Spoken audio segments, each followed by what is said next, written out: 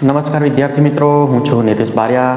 આપણે ધોરણ 10ની અંદર ગણિત વિષયમાં ચેપ્ટર નંબર 1 વાસ્તવિક સંખ્યાઓની અંદર સ્વાધ્યાય 1.1ની અંદર આગળ આપણે ચર્ચા કરવાની છે. મિત્રો, આપણે ક્વેશ્ચન નંબર 5ની અહીંયા ચર્ચા કરવાની છે.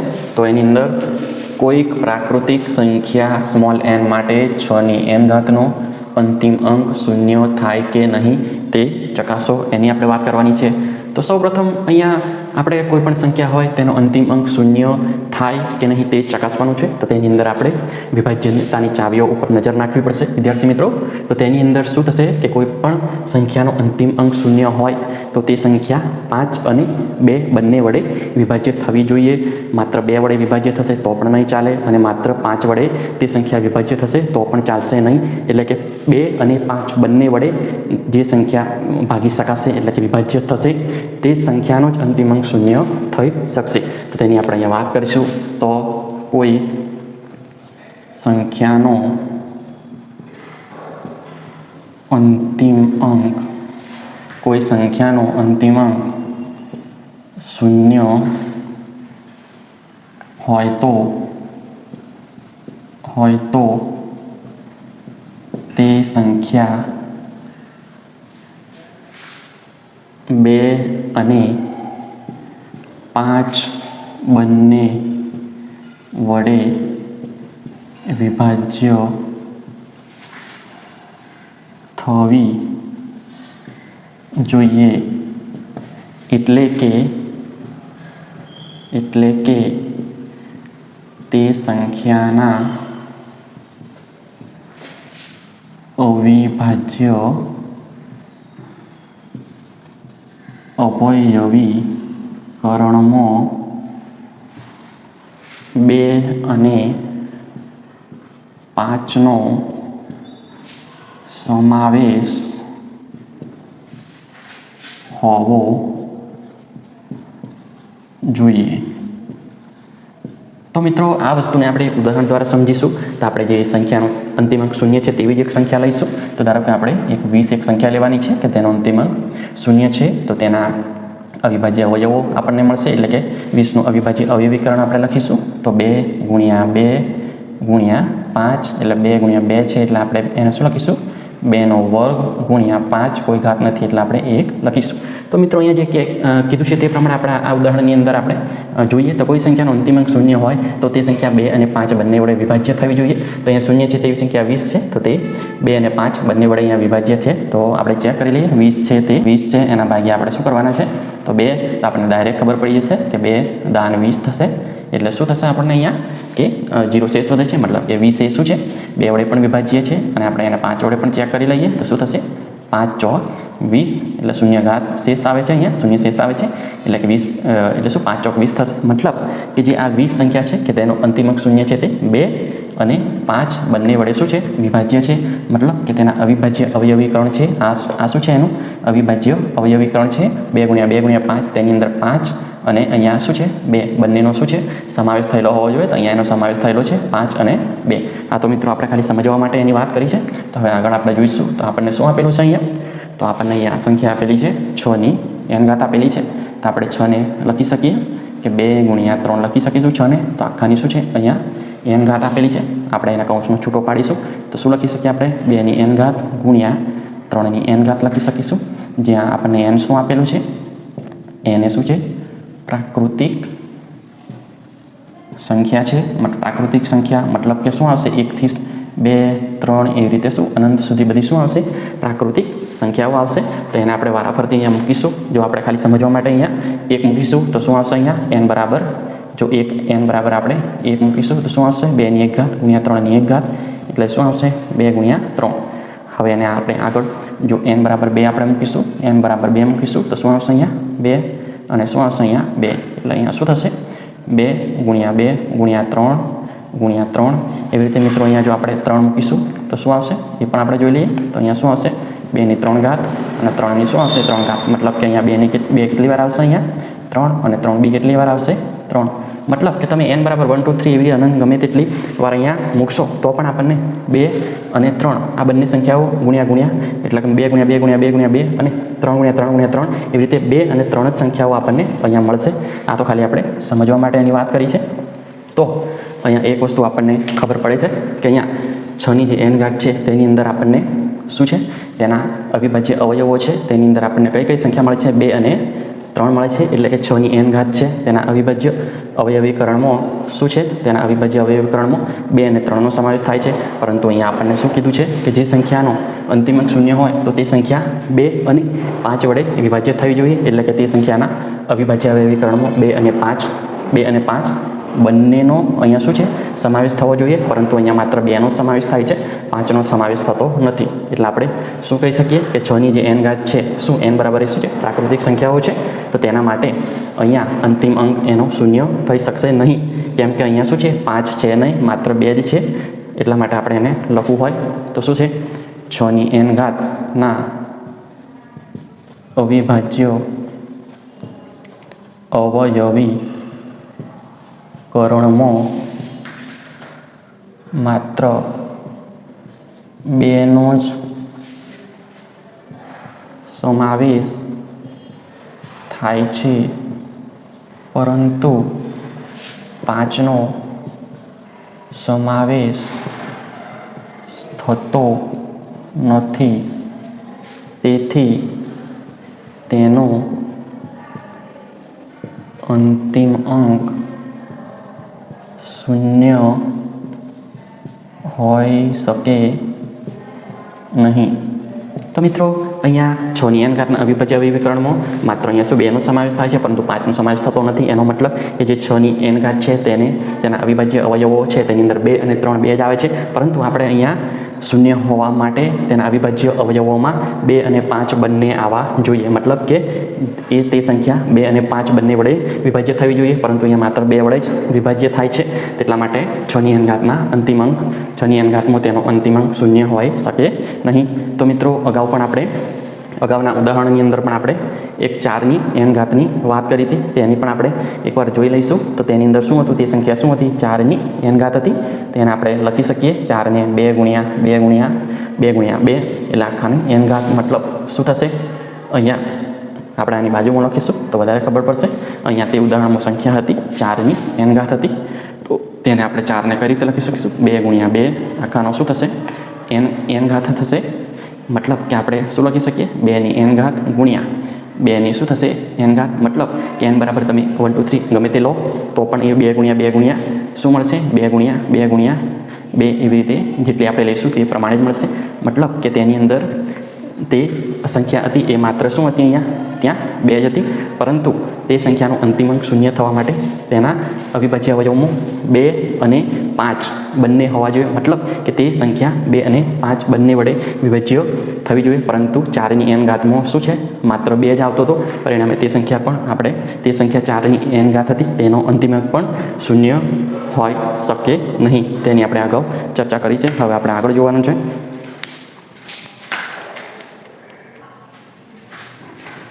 તો વિદ્યાર્થી મિત્રો હવે આગળ આપણે ક્વેશ્ચન નંબર 6 ની વાત કરવાની છે.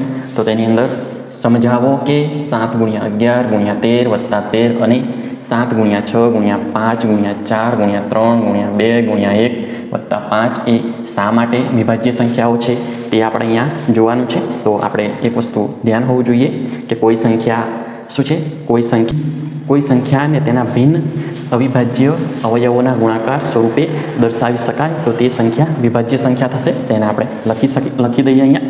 તો જે સંખ્યાને ભિન્ન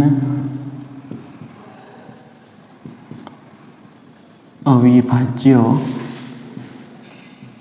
અવયવોના ગુણાકાર સ્વરૂપે દર્શાવી શકાય છે તે સંખ્યા વિભાજ્ય સંખ્યા થશે. તો વિદ્યાર્થી મિત્રો, જે સંખ્યાને બિન અવિભાજ્ય અવયવોના ગુણાકાર સ્વરૂપે દર્શાવી શકાય છે તે સંખ્યા વિભાજ્ય સંખ્યા થશે. તો આપણે અહીંયા બે સંખ્યાઓ આપેલી છે, તેને આપણે અહીંયા ચેક કરવાનું છે. તો સૌપ્રથમ અહીંયા શું છે? 7 ગુણ્યા 11 ગુણ્યા 13 પ્લસ 13. તો તેને આપણે આગળ એની ગણતરી કરીશું. તો શું થશે? અહીંયા આની અંદર જોઈએ અને આપણે કૌંસ કરી દઈએ. તો શું થશે? આની અંદરથી 13 સામાન્ય નીકળશે અને અહીંયા પ્લસ આ પણ 13 સામાન્ય નીકળશે, એટલે 13. અને પછી શું થશે? અહીંયા આપણે મોટો કૌંસ કરી દઈએ. અહીંયા તો શું થશે? નાના કૌંસની અંદર 7 ગુણ્યા 11 13 તો સામાન્ય નીકળી ગયા એટલે ગુણ્યા 1 થશે. પછી શું થશે? પ્લસ આપણે 13 સામાન્ય કાઢી દીધા છે એટલે શું થશે? અહીંયા પ્લસ 1 થશે. તો આગળ આપણે એની ગણતરી કરીએ. તો 13 કૌંસની અંદર શું રહેશે? 11 7 ગુણ્યા 11 એટલે 77 ગુણ્યા 1 એટલે 77 પ્લસ અહીંયા 1 થશે એટલે આગળ 13 અને કૌંસની અંદર શું થશે? 77 વત્તા 1 એટલે 78. હવે 13 તો આપણને અવિભાજ્ય અહીંયા સંખ્યા મળી ગઈ છે. તો હવે 78 વિભાજ્ય છે એટલે આપણે એના અવિભાજ્ય અવયવો આપણે અવયવ વૃક્ષની રીતે પાડીશું. તો શું મળશે? અહીંયા 2 વડેનો ભાગ ચલાવીશું તો શું થશે? 78 ભાગ્યા 2 એટલે 2 તરી 6, 1 અને 2 નવા 18, શૂન્ય શેષ વધે છે. મતલબ કે 2 વડેનો ભાગ ચાલશે, 2 ગુણ્યા 39 થશે. બરાબર છે. હવે આપણે આગળ જોવાનું છે. તો હવે આગળ 39 છે. તો 39 છે તે 2 વડે તો ભાગ ચાલશે નહીં એટલે એનો 3 વડે ચલાવીશું. તો શું થશે? 3 એકા 3, અહીંયા શું થશે? 0 9, 3 તરી 9, શૂન્ય શેષ મળશે. મતલબ કે આનો પણ આગળ ભાગ ચાલશે. ડાબી બાજુ અહીંયા શું આવશે? અવિભાજ્ય અવયવ 3 અને જમણી બાજુ શું આવશે? 13. મતલબ કે હવે 78ના અવિભાજ્ય અવયવીકરણનું આપણને અવિભાજ્ય અવયવો 2, 3 અને 13 મળ્યા છે. તેને આપણે અહીં લખી દઈએ. તો 13 પછી શું આવશે? 78ના અવિભાજ્ય અવયવો છે 2 ગુણ્યા 3 ગુણ્યા 13 થશે. તેને આપણે લખીએ આગળ. તો શું થશે? 13 છે અને આ પણ 13 છે એટલે શું થશે? 13નો વર્ગ થશે ગુણ્યા 2 ગુણ્યા 3. તો મિત્રો અહીંયા 2 પણ અવિભાજ્ય છે, 3 પણ અવિભાજ્ય છે અને 13 પણ અવિભાજ્ય છે. અને આપણને અહીંયા જેમ કીધું છે જે સંખ્યાને બિન અવિભાજ્ય અવયવોના ગુણાકાર સ્વરૂપે દર્શાવી શકાય છે તે સંખ્યા વિભાજ્ય સંખ્યા થશે. તો અહીંયા આપણને શું છે? અવિભાજ્ય અવયવો છે તેના ગુણાકાર સ્વરૂપે આપણને જે આ સંખ્યા છે તે લખી શકીએ છીએ મિત્રો. તો આ સંખ્યા શું થશે? વિભાજ્ય સંખ્યા થશે. વિદ્યાર્થી મિત્રો, આપણે બીજી સંખ્યાની વાત કરવાની છે. તો તે સંખ્યા છે 7 ગુણ્યા 6 ગુણ્યા 5 ગુણ્યા 4 ગુણ્યા 3 ગુણ્યા 2 ગુણ્યા 1 વત્તા 5. તો આને આપણે કૌંસ કરી દઈએ તો સરળતા ખાતર. તો શું થશે? અહીંયા 5 છે તો આની અંદર પણ 5 શું છે? સામાન્ય નીકળી જશે એટલે 5ને આપણે સામાન્ય કાઢી દઈએ અને મોટો કૌંસ કરીએ તો નાના કૌંસની અંદર શું બચશે? 7 ગુણ્યા 6, 5 આવી ગયો એટલે ગુણ્યા 1 થશે, ગુણ્યા અહીંયા 4 થશે, ગુણ્યા 3 થશે, ગુણ્યા 2 થશે, ગુણ્યા 1 થશે અને પ્લસ અહીંયા 5 તો સામાન્ય નીકળી ગયો છે એટલે 1 લખાશે. તો આની આપણે આગળ ગણતરી કરીશું. તો 5 મોટા કૌંસની અંદર શું આવશે? હવે 7 6 42, 7 6 શું થશે? 42 થશે એટલે 42 ગુણ્યા 1 એટલે 42 ગુણ્યા 1 જ થશે. તો બીજું શું થશે? 42 છે ગુણ્યા અહીંયા શું થશે? 1 ગુણ્યા અહીંયા શું થશે? 4 તરી 12, 12 દુ 24, 24 ગુણ્યા 1 એટલે શું થશે? 24 જ થશે. મતલબ 24 ગુણ્યા 1 એટલે આપણે ડાયરેક્ટ અહીંયા શું લખવાનું છે? 24 લખી દઈએ. ત્યારબાદ પ્લસ 1 થશે એટલે હવે 42 ગુણ્યા 24 કેટલા થશે એ આપણે જોવાનું છે. તો 42 ગુણ્યા 24 આપણે કરીશું. 42 અને ગુણ્યા 24 તો શું થાય? 0 2 દુ 4 અને 4 દુ 8, 4 દુ 8 અને 4 ચોક 16 એટલે 8, 6 4 10 ને 8 9 અને 10 એટલે 1008 થશે. તો હવે 5 કૌંસની અંદર શું થશે? આનો જવાબ 1008 પ્લસ 1. તો આપણે આગળ ગણતરી કરીશું. 5 કૌંસની અંદર શું થશે? 1008 પ્લસ 1 એટલે 1009. તો આ 1009 છે તે અવિભાજ્ય અહીંયા સંખ્યા મળશે. એ રીતે 5 પણ શું છે? અવિભાજ્ય સંખ્યા છે. પરિણામે આપણે એને 5 ગુણ્યા 1009 મળશે આપણને. અહીંયા બંને શું છે? અવિભાજ્ય સંખ્યાઓ છે કે તેનો કોઈ ભાગ ચાલતો નથી. તો આપણને જેમ કીધું છે જે સંખ્યાને ભિન્ન અવિભાજ્ય અવયવોના ગુણાકાર સ્વરૂપે દર્શાવી શકાય છે તે સંખ્યા વિભાજ્ય સંખ્યા થશે. તો આ સંખ્યાની અંદર આપણે બંને અવિભાજ્ય અહીંયા શું છે? અવયવો છે તેના ગુણાકાર સ્વરૂપે આપણે અહીંયા દર્શાવી શકીએ છીએ. પરિણામે જે આ સંખ્યા છે 7 ગુણ્યા 6 ગુણ્યા 5 ગુણ્યા 4 ગુણ્યા 3 ગુણ્યા 2 ગુણ્યા 1 પ્લસ 5 તે વિભાજ્ય સંખ્યા થશે. તો હવે આપણે બીજું આગળ જોઈશું. તો વિદ્યાર્થી મિત્રો, આપણે ક્વેશ્ચન નંબર 7 હવે જોવાનો છે. તો તેની અંદર એક રમતના મેદાનમાં વર્તુળાકાર માર્ગ છે. સોનિયાને તેનું એક પરિભ્રમણ પૂર્ણ કરતા 18 મિનિટ લાગે છે, જ્યારે રવિને તેનું એક પરિભ્રમણ પૂર્ણ કરતાં 12 મિનિટ લાગે છે. ધારો કે બંને એક જ સમયે એક જ બિંદુએથી એક જ દિશામાં પરિભ્રમણ કરવાનું પ્રારંભ કરે છે, તો કેટલી મિનિટ બાદ બંને ફરી પ્રારંભ બિંદુ પર ભેગા થશે? તો આની અંદર આપણે જોઈશું. તો તેની અંદર જ્યારે શૂન્ય અને રવિ બંને એક જ સમયે એક જ બિંદુએથી એક જ દિશામાં પરિભ્રમણ કરવાનો પ્રારંભ કરે છે, ત્યારે બંને વચ્ચેનો જે લઘુત્તમ બિંદુ છે તે આપણે શોધવું પડશે. તો તેના માટે લઘુત્તમ બિંદુ શોધવા માટે મિત્રો આપણે જે શૂન્યનું એક પરિભ્રમણ પૂર્ણ કરતાં જે સમય લાગે છે એ અને રવિને એક પરિભ્રમણ પૂર્ણ કરતાં જે સમય લાગે છે તે બંનેનો આપણે લસાઅ શોધવો પડશે. તો આપણે તેને આની અંદર લખીશું. તો તેની અંદર શૂન્ય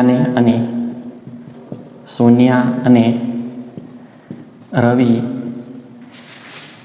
બંનેને એક પરિભ્રમણ પૂર્ણ કરતા લાગતા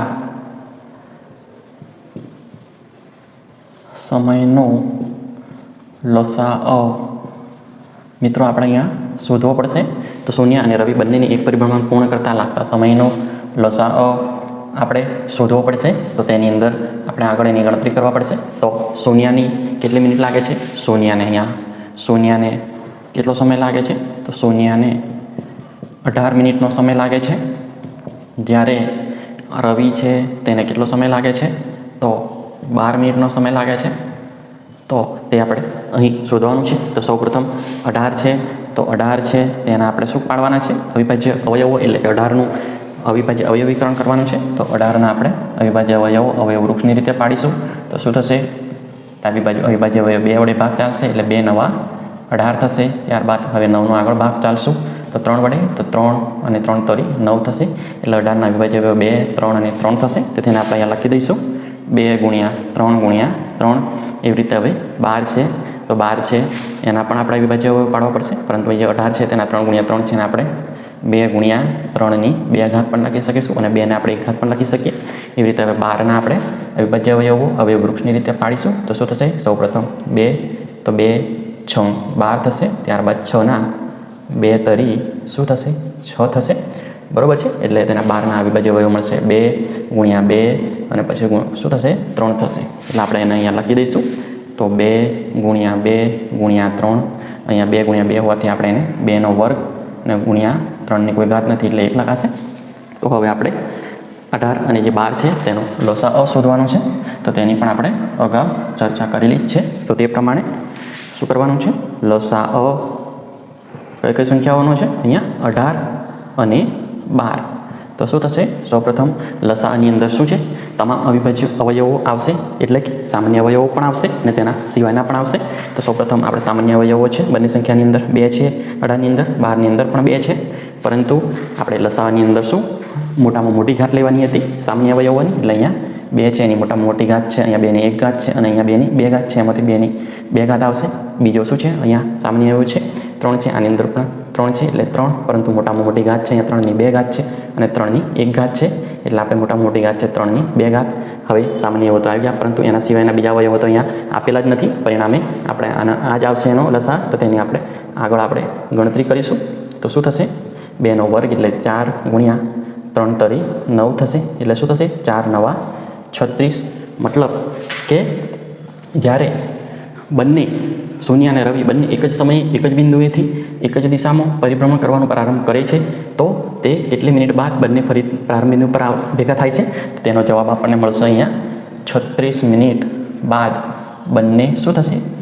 બંને ફરી પ્રારંભ બિંદુ પર ભેગા થાય છે. તો મિત્રો આ પ્રકારના દાખલાની અંદર આપણે બંને જેનો સમય છે એ પરિભ્રમણ પૂર્ણ કરતાં જે સમય લાગે છે તેનો આપણે લસાઅ શોધીશું. તો એનો આપણને જવાબ મળશે. તો વિદ્યાર્થી મિત્રો આજે આપણે આટલા સુધી રાખીશું અને બીજું નેક્સ્ટ જે જોવાનું છે તે બીજા નેક્સ્ટ વિડીયોમાં જોઈશું.